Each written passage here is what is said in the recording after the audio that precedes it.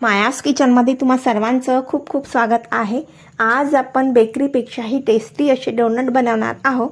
चला तर मग करूया पटकन रेसिपीला सुरुवात। तर यासाठी मी 2 कप मैदा घेतलेला आहे। मैदा आधी चाळून घेऊ।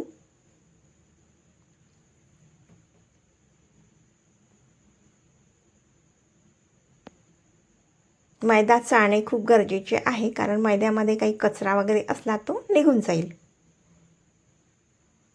आता 1 कप मी पिठी साखर आधीच बारीक करून घेतलेली आहे। साखर सुद्धा आपण चाळून घेऊ।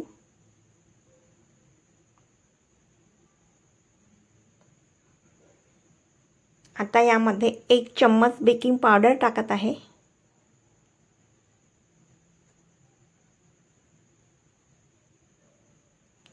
अर्धा चम्मच बेकिंग सोडा आणि बेकिंग पावडरमध्ये कन्फ्यूज व्हायचं नाही। बेकिंग पावडर 1 चम्मचच टाकायचा, बेकिंग सोडा अर्धा चम्मचच टाकायचं। हे प्रमाण अगदी लक्षात ठेवायचं। समजा मेजरिंग कप नसेल तर आपण पोहे खायच्या चम्मचनी सुद्धा बेकिंग पावडर आणि बेकिंग सोडा टाकू शकतो। चमच्याचा अर्धा चम्मच बेकिंग सोडा टाकायचा आणि 1 चम्मच बेकिंग पावडर टाकायचा। तर आता 4 चम्मच मी इथे तेल टाकत आहे। तेल टाकल्याने डोनट्स मस्त सॉफ्ट होतात।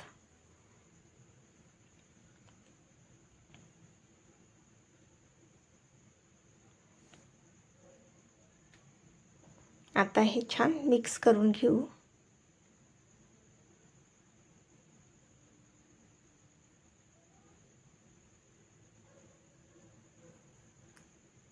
एक कप मी इथे दह्याचा वापर केलेला आहे। दही एकदम एका वेळेसच टाकायचं नाही, अगदी जेवढं लागेल तेवढं टाकायचं।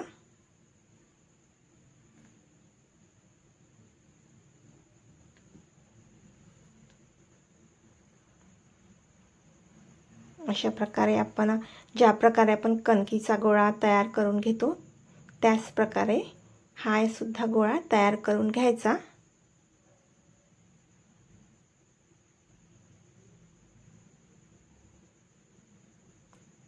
खूप सैलसर असं पीठ भिजवायचं नाही। तर इथे आपला असा हा गोळा तयार झालेला आहे। आता 1 तासासाठी रेस्ट करायला ठेवून देऊ। तर इथे 1 तास झालेला आहे। आता एक एक करून आपण सर्व डोनट तयार करून घेऊ।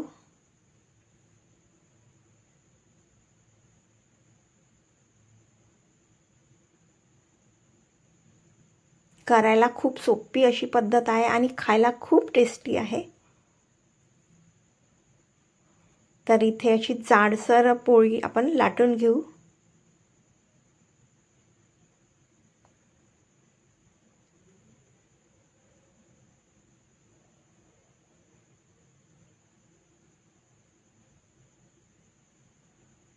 बघू शकता पोळीचं थिकनेस किती अशी जाड पोळी झालेली आहे। आता मी इथे ग्लासचा वापर करत आहे। ग्लासने असे आपण कापून घेऊ। सर्व डोनट अशा प्रकारे आपण तयार करून घेऊ। अगदी घरच्या घरी आणि सोप्या पद्धतीने असे आपण डोनट तयार करू शकतो।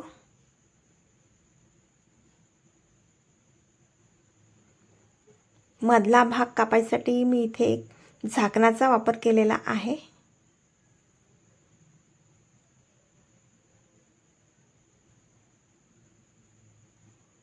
याच पद्धतीने आपण सर्व डोनट तयार करून घेऊ।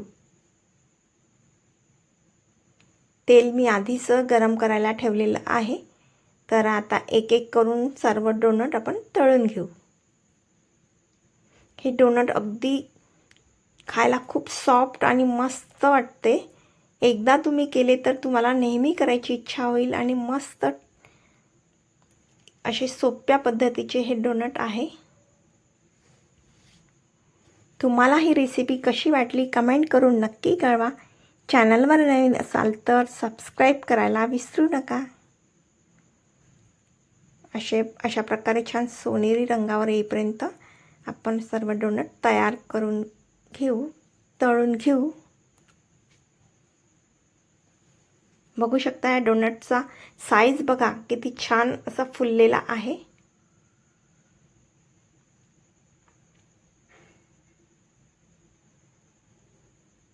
बघा किती मस्त फुललेला आहे डोनट.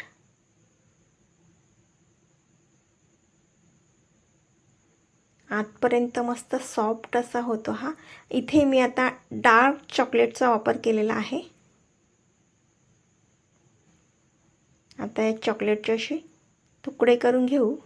गॅसवर मी आधीच एक भांडं ठेवलेलं आहे, त्यामध्ये मी पाणी बॉईल करायला ठेवलं आहे आणि त्या भांड्याच्या वर हे चॉकलेटचं भांडं परत ठेवलेलं आहे.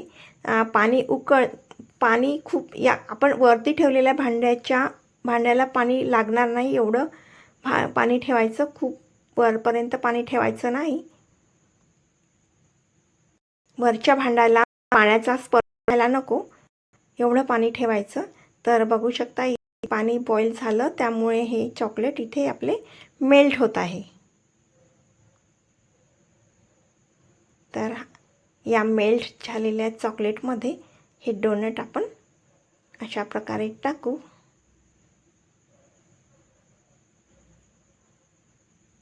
पुन्हा भेटू अशाच एका नवीन रेसिपी सोबत. तोपर्यंत बाय. आता या डोनटवर आपण हे स्प्रिंकल टाकू आणि सर्व करू.